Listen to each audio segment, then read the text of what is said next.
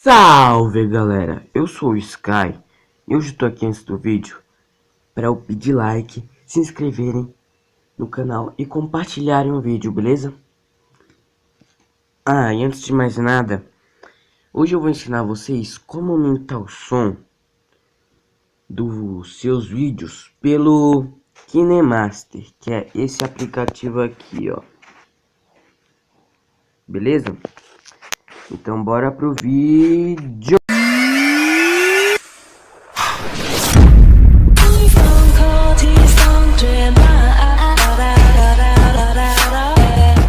Aqui galera, já no aplicativo, primeiro vocês entram em projeto vazio, certo? Vocês vão lá em mídia, porque não dá para aumentar o volume de um vídeo sem vídeo, né? Vou pegar esse meu vídeo aqui que eu fiz faz um pouco de tempo. E vocês tocam uma vez. Aí apareceu aqui no canto direito, vocês viram? Que tem esse símbolo aqui, ó. Vou até voltar.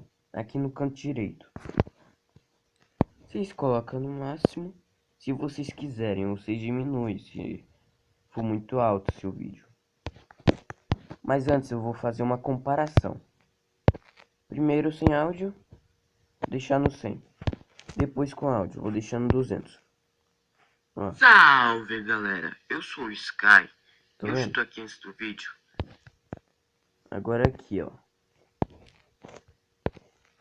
Se vocês quiserem também, para deixar mais alto, é envelope de volume, beleza? Aqui. Salve galera, eu sou o Sky. Eu estou aqui.